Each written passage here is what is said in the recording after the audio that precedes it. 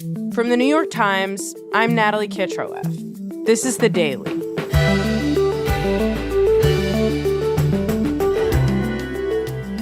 For most Americans, the government's monthly jobs number was a pretty dull statistic.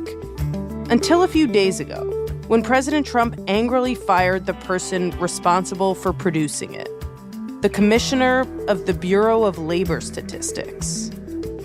Now, from Washington to Wall Street, everyone's wondering whether you can still trust federal statistics if the president is willing to just get rid of people who give him facts he doesn't like.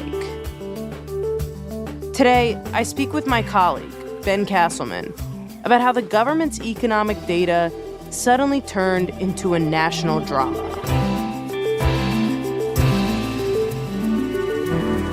It's Tuesday, August 5th.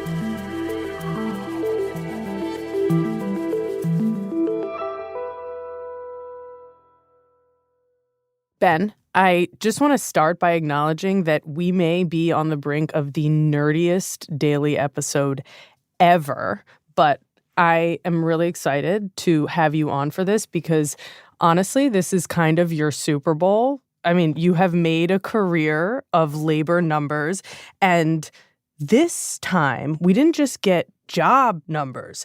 There was extreme drama around these job numbers. So I want to get into it. How did this whole fight start? So every month, the Bureau of Labor Statistics, or the BLS, puts out this big report on jobs, hiring, employment, unemployment from the previous month. And it is my Super Bowl 12 times a year. Lucky for you. It's my Super Bowl. It's a Super Bowl for a lot of econ nerds around the country. And that's because this is in some ways the most important single number or single set of numbers that we get about the economy each month. It matters to regular people, right? This is about whether people have jobs and can find jobs. It's important to policymakers at the Federal Reserve who are trying to decide whether they should raise or lower interest rates. It's a hugely important political number that tells us, as well as any other set of numbers, whether the president is succeeding or failing in his management of the economy. And so this is a set of numbers that we all sort of drill down on the moment they come out. They hit the website at 8:30, and we're all sort of frantically refreshing to see what these numbers show. And this time we refresh the website, and it says 73,000 jobs were added in July, which is not great. It was weaker than forecasters had anticipated, but it was not a crushing blow. The numbers are not catastrophic, but they're not great either. That's right, but with one big caveat, which is that they also revised the jobs for May and for June, the last 2 months. And they revised those down by 250,000 jobs. So we thought we had added around 150,000 jobs a month in May and in June, which would have been solid numbers. We had reacted to them and said, these are great numbers. Right. Those got revised down to more like 15,000 jobs in each of those 2 months. Wow. So all of a sudden, this picture that we had of the labor market, this labor market that was chugging along, that was resilient, that had shown sort of no signs of cracking despite tariffs and uncertainty and all the other stuff that we've been talking about, all of a sudden it looks like, well, maybe there were deeper cracks than we had realized.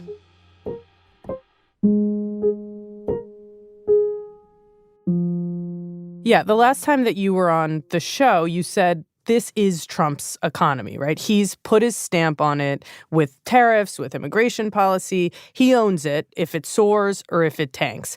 And you're saying this is the first sign we're maybe getting now that the economy might be wobbling.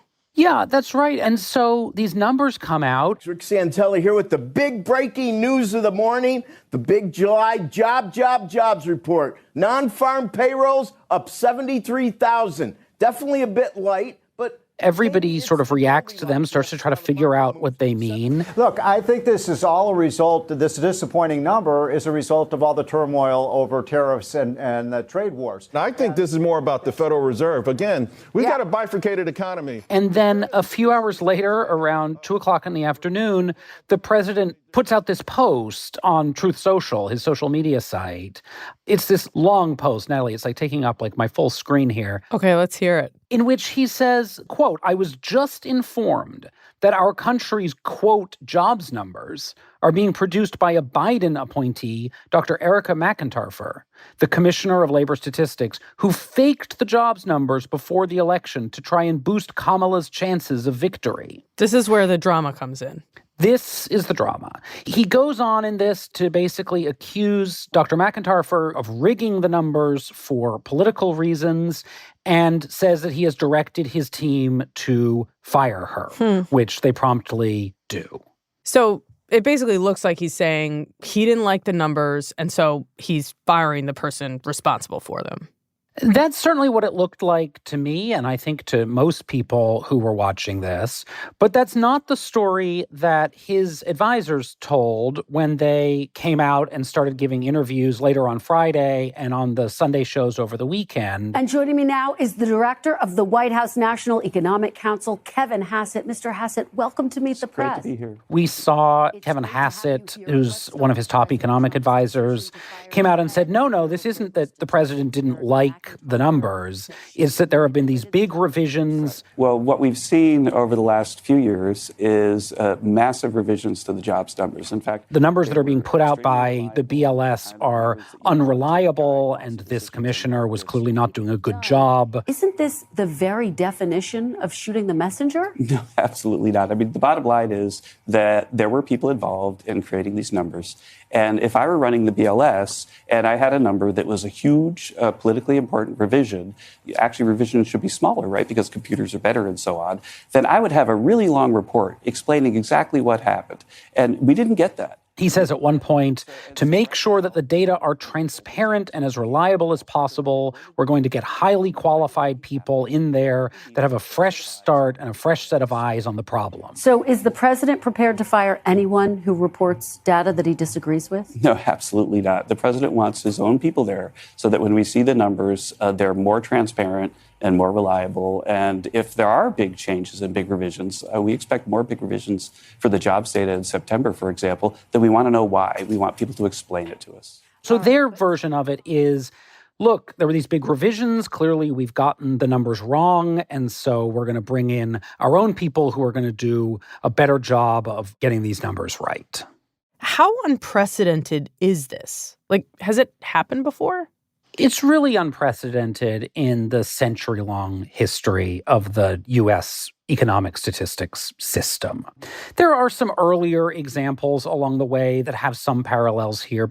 If you go back, President Hoover sort of pushed out or retired the equivalent of the BLS commissioner at the time. Nixon did a version of this as well.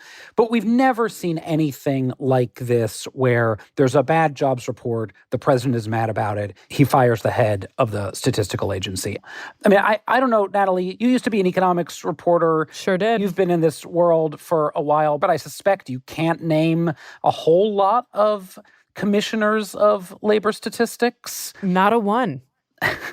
And most people couldn't either. Right? This is not a high-profile job. Sure. Dr. McIntyre was a longtime civil servant at the Census Bureau and in other agencies. She's sort of known as a, data nerd. She's not somebody I think you would have ever expected to be the subject of a president's social media post. And is she crunching the numbers herself? I mean, I understand you're saying Trump is kind of laying the blame at her feet in a really pointed way. No, very much not. The commissioner is the only political appointee at the Bureau of Labor Statistics. Everybody else is a career employee, most of whom are there for many years across multiple administrations.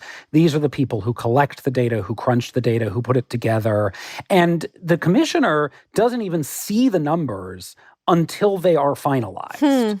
And numerous people at the Bureau and who have been at the Bureau in the past have told me there's just no way that a commissioner could futz with these numbers without a whole host of people knowing about it, many of whom would raise heaven and earth to stop them from doing that. Okay, so I want to actually hear how the numbers are put together. What's the actual process? So the monthly jobs numbers are based on a survey of more than 100,000 businesses and other employers across some 600,000 work sites in the country.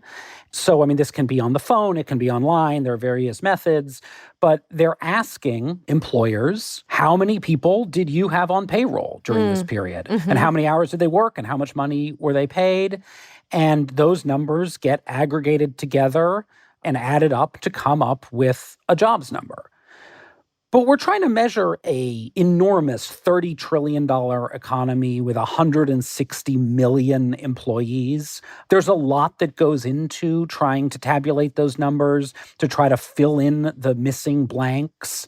And that first number that comes out that we all pay so much attention to is an estimate. It's a preliminary estimate. Right. And we update it over time as we get more complete numbers. And sometimes those updates can be pretty substantial. These are the revisions, right? These are the revisions. How should we think about those, Ben? Because I'm just wondering, for people who are not intimately familiar with this data set, it may seem odd that there are really dramatic changes to data that is, I mean, you've been saying, so important. Yeah, I think that's completely understandable. I think if you hear we thought there were 150,000 jobs added in June, and now we say there are 15,000 jobs added, that you say, well, what good is any of this anyway? But it's important to understand that there are some reasons for these big revisions. Like what? As I said, big survey. Not everybody responds to the survey right away. Over the course of the next 2 months, more data becomes available, and so we get a more complete read. And in normal times, this really works pretty well. You miss a little bit up 1 month, you miss a little bit down 1 month, but over time it pretty much smooths out. The trick is that at times when the economy is changing a lot, it can be difficult to get a clear read, right? It may be that those people who didn't respond to the survey the first time don't look like the people who did respond. Maybe the reason they didn't respond to the survey was that they were scrambling to keep the lights on. And so they were cutting jobs and they can't even deal with the survey. Maybe those businesses shut down altogether. And the reason they didn't respond was not that they hadn't gotten around to it yet, but that they don't exist anymore. And so once we get all of the information in, we learn, actually, we did not add as many jobs as we thought. And so we know that we have a harder time picking up what's happening at turning points of the economy, which is part of why when these numbers came out on Friday, a lot of people said, maybe this suggests that we are at one of these turning points. Maybe this suggests that the economy is really taking a turn for the worse. So you have these Trump aides pointing to the revisions saying, look, why are these so big? And what you're saying is one of the reasons they may be so big is that things have just been really volatile recently. I assume we've seen things that are creating a lot of noise. They're creating a lot of noise, and anything that creates a lot of noise just makes it more difficult to measure the economy in real time. But just to be clear, is there anything to suggest that these numbers themselves are wrong? It depends what you mean by wrong. If what you mean is that these numbers are not a perfect reflection of the actual number of jobs in this country, then yes, because all of these numbers are wrong when they first come out. They're estimates, but they are the best estimates using the best methods that we have available to us. But remember, the president didn't just say wrong. He said rigged. He said these numbers were rigged out of political bias against him. And there's absolutely no evidence for that.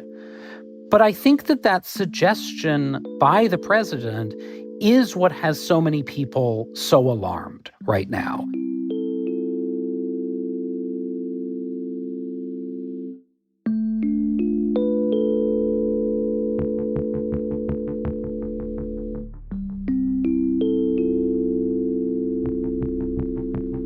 We'll be right back.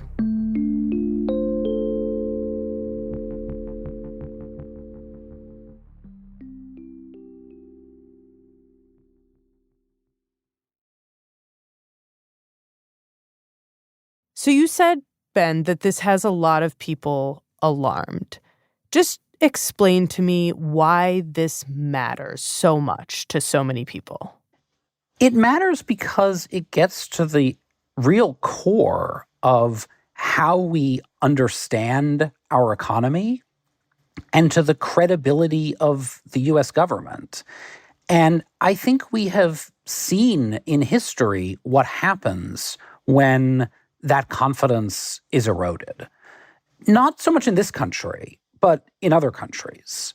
You know, the canonical example of this, I think, is Argentina, where in the earlier part of this century, they fired the people responsible for putting out their inflation numbers when the inflation numbers were higher than they wanted, which certainly sounds a little bit familiar right in this moment, and then kept putting out low inflation numbers that were just not credible to anyone. They were not credible to anyone in the country, and they were not credible to anybody outside of the country, to the point that the international community basically stopped paying any attention to Argentina's official inflation numbers altogether. And that had real consequences in Argentina.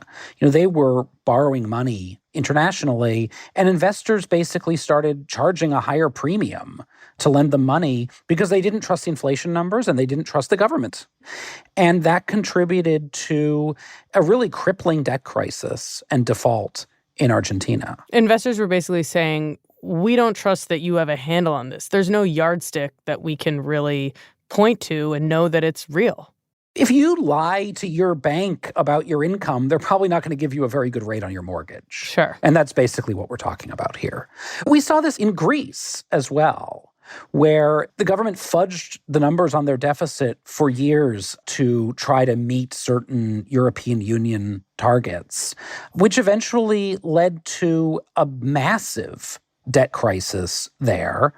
And what's worse, when they brought in an economist to run their statistical agency to kind of clean things up, and he told the truth about what the numbers were, that ran afoul of the authorities there, and they criminally prosecuted him. For years, he's still fighting those cases. Okay, you've given us these two examples, Ben, where it seems pretty clear that the governments in these two cases were deliberately obscuring a very bad economic reality. But is that happening here? Like, is that what we're headed for? Well, so it's certainly not where we are now. All of our evidence is that the data that's been put out by the administration so far is as trustworthy as ever. And the person who's in charge of the BLS now, who took over on an acting basis after the commissioner was pushed out, he's a longtime civil servant. He's very widely and well regarded. I don't think there's any suggestion that he would cook the books. And as we discussed before, right, the numbers are actually produced by this legion of civil servants beneath the surface. And there's no reason to think that any of them are going to change the way they do things either. I think the concern is the president's going to name a new commissioner. We don't know who that is yet. Maybe it will be somebody extremely qualified. I will say that the person who ran the BLS in Trump's first term, a man named Bill Beach, was very widely regarded. He has come out and condemned this firing. But if somebody like him is put into place again, I think that a lot of these concerns will be mitigated to a degree. But I think the idea is out there now, and the concern is that if the president can fire one person for putting out numbers he doesn't like, maybe he fires another, and maybe we end up in a situation where this keeps going until he gets numbers that he likes. You're saying basically that either way, Trump has, at the very least, created the impression that he's willing to fire you if you produce numbers that are not what he wants to see. I guess my question is, Ben, should we really expect, him to appoint somebody who comes in and then just kind of revises the numbers way upward? Like, wouldn't that be extremely obvious? No one would trust that. Yeah, I mean, look, in theory, right, he could appoint some longtime loyalist to come in who just says, like, from now on, we added 250,000 jobs a month. I mean, something sort of very Soviet, right?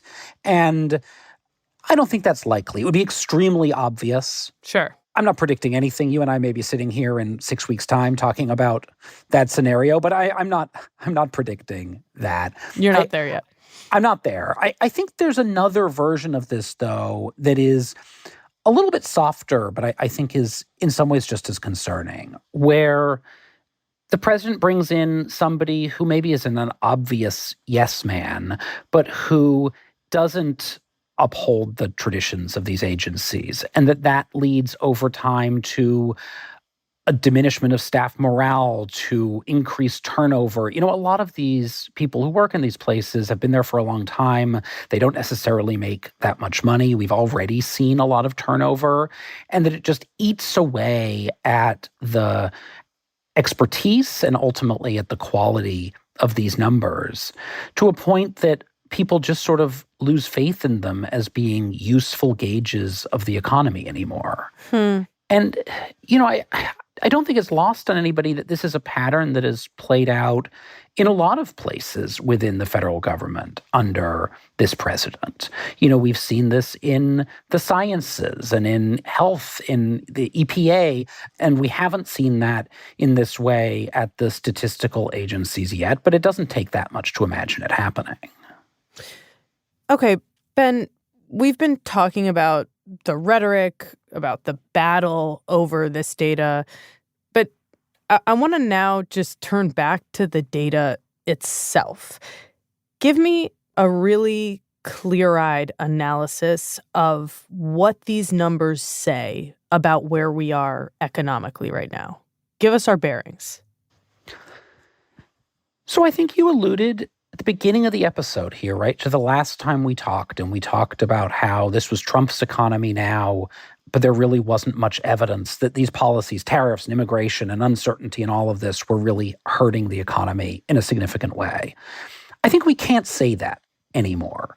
That's not just because of the jobs numbers. It's also because of some of the numbers that we got on consumer spending last week, that we've gotten on business investment. We've started to see some signs that various policies that the president has adopted are starting to sort of eat away at the momentum in the economy. But we also still are in a place where we are not seeing sort of deep chasms forming in the economy. The unemployment rate is still low. We're not in a recession, and very few forecasters that I talk to think that we're headed for one anytime imminently. And so, although the data that we got last week suggests that the economy is in worse shape than we had known going into it, I don't know that it changes the sort of fundamental story of an economy that has proved pretty resilient but faces a lot of challenges. That is so interesting and honestly quite surprising, given that we've just spent all this time talking about the intense backlash from Trump that these numbers elicited. Yeah, in some ways, this is why the president's reaction on Friday was so surprising. Beyond the shock of what he was doing, it just seemed sort of disproportionate to the actual reality of the news. Let's just start with these numbers, because the figure that we got, that was below all estimates in the Bloomberg survey of economists. You know, in the initial hours after the report came out, we've seen positive job growth for sure, and they've been for the American workforce, native-born workers. I mean, with all a lot of the president's aides were, out on TV, and they were doing their usual thing. They were doing their usual sort of spin about how these numbers weren't really so bad. A lot of that data comes pre One Big Beautiful Bill. Now that we have One Big Beautiful Bill and we have a better sense of where the taxes are going, I think we're going to see we're going to see more investment. And like you said, it's a relatively small number. So I don't read tariff policy. And, they were making a pretty good case. There was certainly a lot of softness in these numbers. There's no getting around that. These were not the numbers the White House was hoping for. But we've been hearing a lot about uncertainty over the last few months, but that's all resolved now. So it's all going to get much, much better from here. There were plenty of arguments you could make for why they weren't really so terrible. And I think on some basic level, what we're left with here is this economy in stasis where companies aren't really firing workers, but they're not really hiring them yet either, where, consumers are still spending and sales are still there, but companies are reluctant to make big investments, big bets that's going to continue going forward. Some of that may be because of tariffs, some of that may be because of immigration, some of that may be because of just sort of the general chaos of the first 6 months of the year. Right. There's clearly some real uncertainty about where the economy goes from here.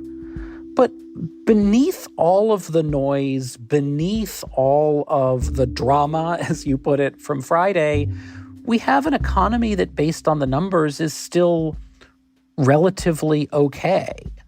And if we were just talking about the numbers instead of the people responsible for producing them, Natalie, I'm not sure we would be having this conversation today.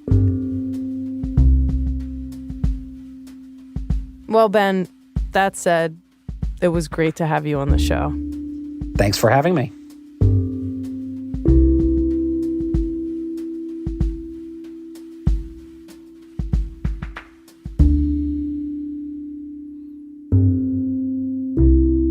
We'll be right back.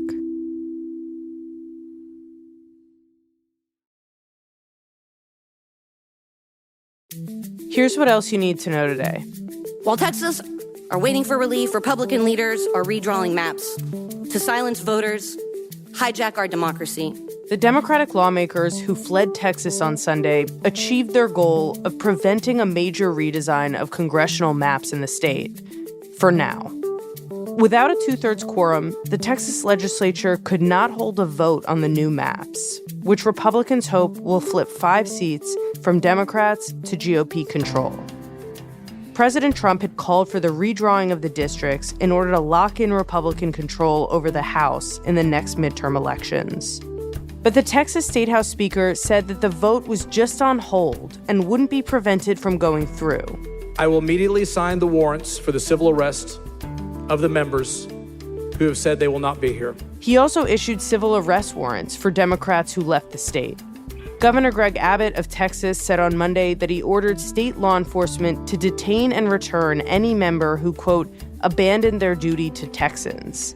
He also threatened to try to remove the missing Democrats from their posts. I believe they have forfeited their seats in the state legislature because they're not doing the job they were elected to do. And in what officials are calling the largest environmental settlement ever won by a U.S. state, 3 major chemical companies agreed on Monday to pay New Jersey $875 million to settle claims linked to pollution from so-called forever chemicals. There are nearly 15,000 of those chemicals in existence, and they're found in things like nonstick cookware, water-repellent clothing, and stain-resistant carpets. And they've been linked to low birth weight, birth defects, and increased risk of some cancers. The New Jersey Attorney General said the state had some of the highest levels of those chemicals in the country. Under the deal, the companies, Chemours, DuPont, and Corteva, have to fund the cleanup of 4 former industrial sites, which were once used to manufacture components for explosives, as well as dyes and refrigerants. Today's episode was produced by Ricky Novetsky, Claire Tanisketter, and Michael Simon Johnson. It was edited by MJ Davis Lynn and Liz O'Balin, with help from Mike Benoit. Research help by Susan Lee. Contains original music by Dan Powell, Marian Lozano, and Rowan Nemisto, and was engineered by Chris Wood. Our theme music is by Jim Brunberg and Ben Landsverk of Wonderly.